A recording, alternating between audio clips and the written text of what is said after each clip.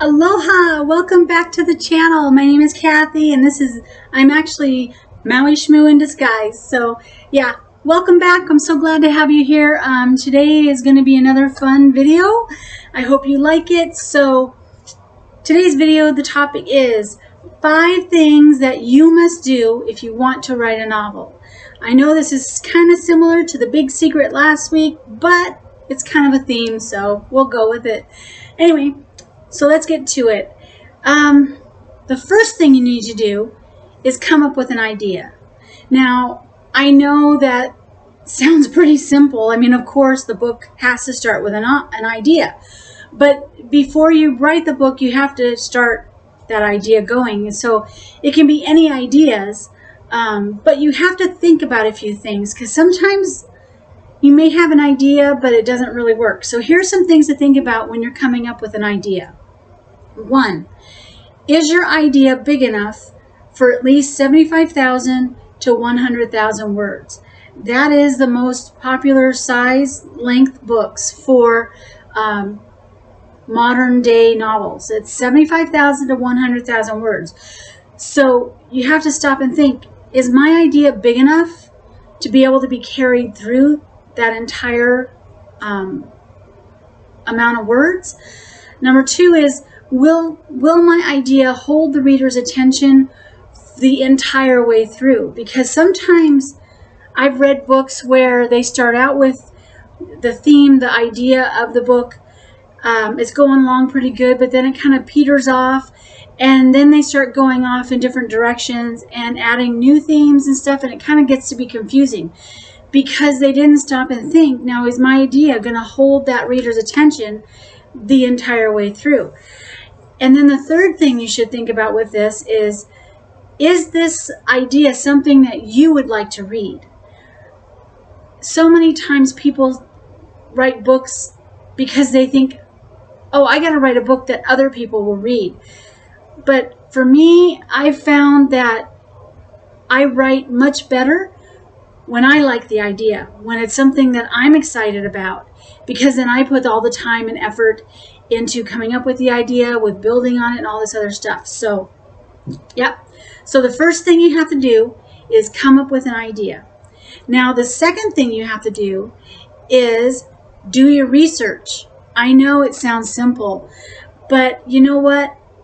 I have read books where they've made their protagonist a doctor, and yet nothing that the doctor in their book does matches reality. Or a librarian, is your character a genetic scientist creating the next hybrid dinosaur? What about your antagonist? Will your character, what about the world the characters live in? Is it fantasy or sci-fi? You can pretty much do anything you want with those because you can create your own worlds.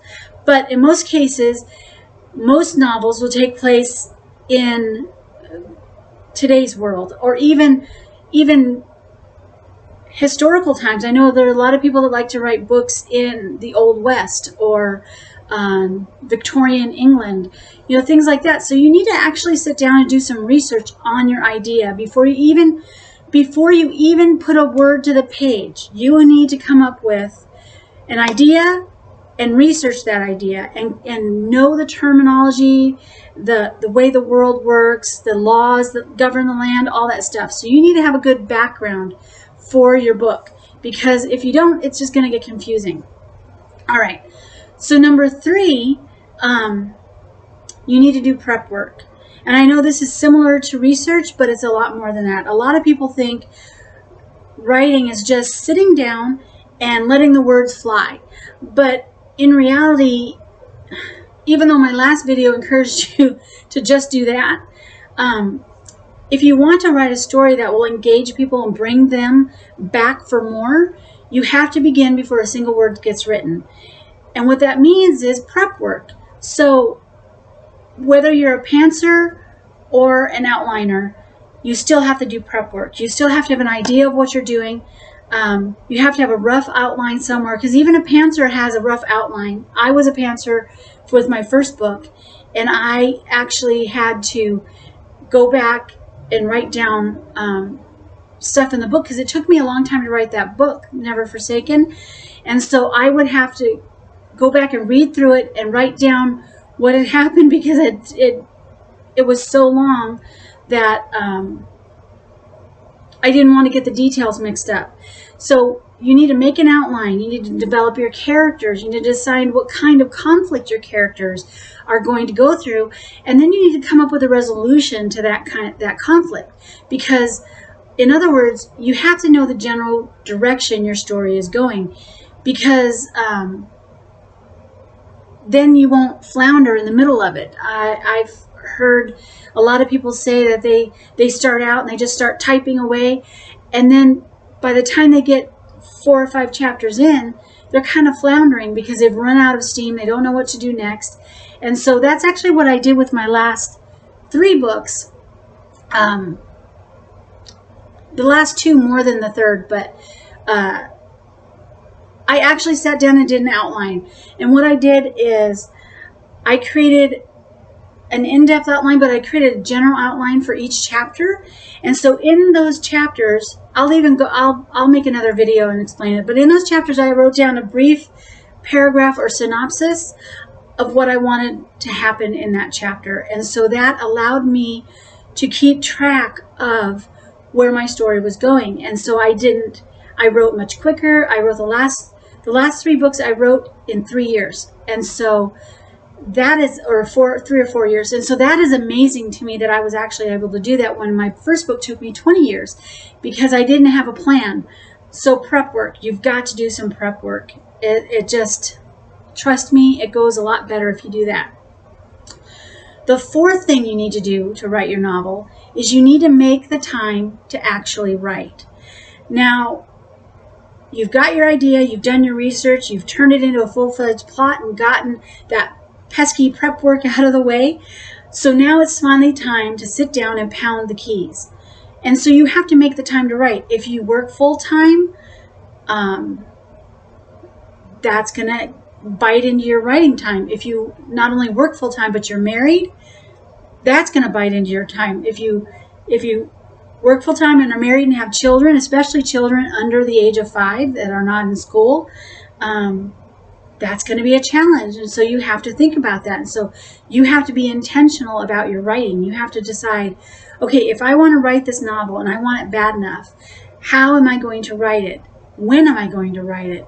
So it doesn't matter whether it's 3 a.m. and you're hiding in your closet with your laptop, or you're sitting at the kitchen table, you've camped out, you've staked a spot at the kitchen table, and you've got your laptop or your writing utensils, whatever it is, there, and that is your spot to write. Put sound deafening earphones on and let your spouse take care of the kids or whatever, and you can only peck at it a little at a time, but you've got to set some time aside to write, because if you don't, it's never going to get done. And then as you're writing, you keep writing, and eventually all of the words will get out of your head and onto the paper, and you'll be much happier because you've added that into your schedule. So make the time to write. The 5th and final thing that you need to do is you need to be flexible and give yourself the freedom to make mistakes.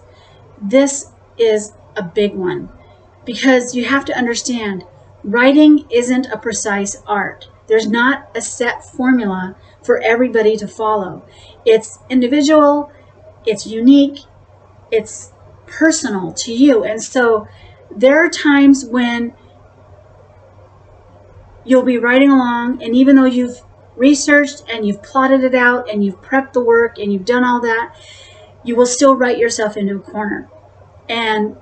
Or you realize 15 chapters in that you've bungled a plot line, and so now you have to go back and fix that plot line so that your book can flow.